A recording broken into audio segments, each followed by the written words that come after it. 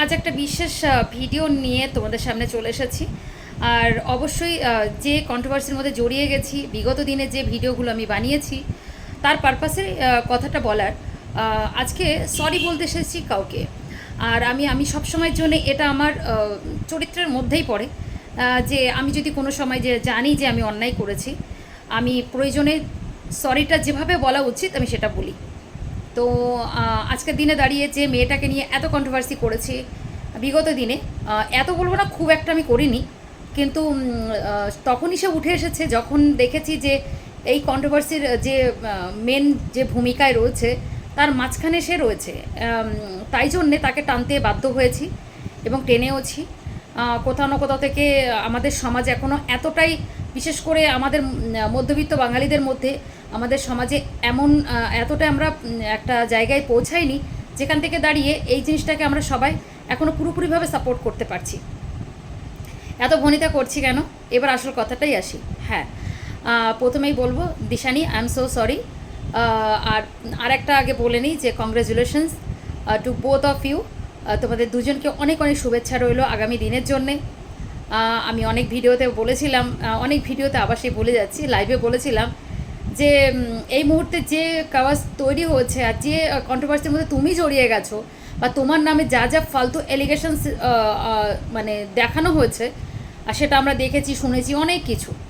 তো সেই জায়গা থেকে দাঁড়িয়ে আমি কিন্তু ভেবেই নিয়েছিলাম যে তোমার মানে বিয়ে কেন হবে না, লাইফ পার্টনার সবারই একটা লাইফে আসে একটা টাইমে, কিন্তু এত তাড়াতাড়ি এত সুন্দর একটা যে জীবনসঙ্গী তুমি মানে পাবে, সত্যি বিশ্বাস করিনি কখনো।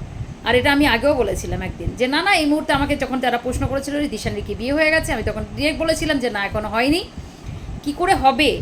কারণ হচ্ছে যে এখন যা চলছে, যা বাজার গরম, এই সময় কোনো ছেলে তোমাকে অ্যাকসেপ্ট করবে কি, বা এই পরিস্থিতির মধ্যে থেকে, কিন্তু শুনে খুব ভাল লাগলো যে এই পরিস্থিতির মধ্যে থেকেও তোমাকে, অবশ্যই ছেলেটার অনেক বড় মন, অবশ্যই ছেলেটা একটা বড় মাপের একটা মানুষ, তাই তোমাকে এত সুন্দর করে অ্যাকসেপ্ট করেছে।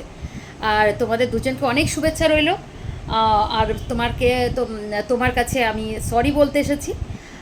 পারলে দিদিটাকে ক্ষমা করে দিও, সমস্ত কিছু ভুলে। যেমন তুমি নতুন জীবন শুরু করেছো, ঠিক তেমনি এই নতুন কন্ট্রোভার্সির মধ্যে তুমি আর নেই, সেটা প্রমাণ করে দিলে। নতুন জীবন করছো, ভালো থাকো তার সাথে। আর সত্যি কথা বলতে কি যে আমরা সবাই চেষ্টা করব, বা আমরা আমাদের মতো কন্টেন্ট ক্রিয়েটাররা চেষ্টা করবে যে তোমার নতুন জীবনটা যেন, নতুন জীবনে যেন পেছনের যে জিনিসগুলো আছে সেগুলো যেন আর না আসে।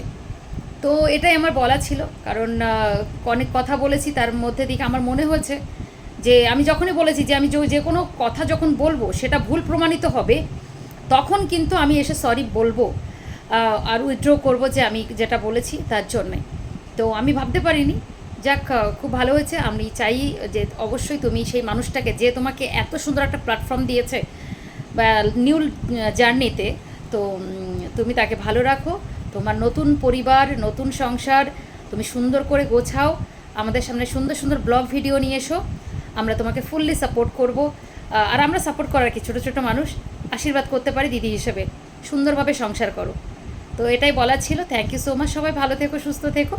আর অবশ্যই দিশানির জন্য সবাই প্রে করো ও নতুন জার্নির জন্যে। Thank you so much.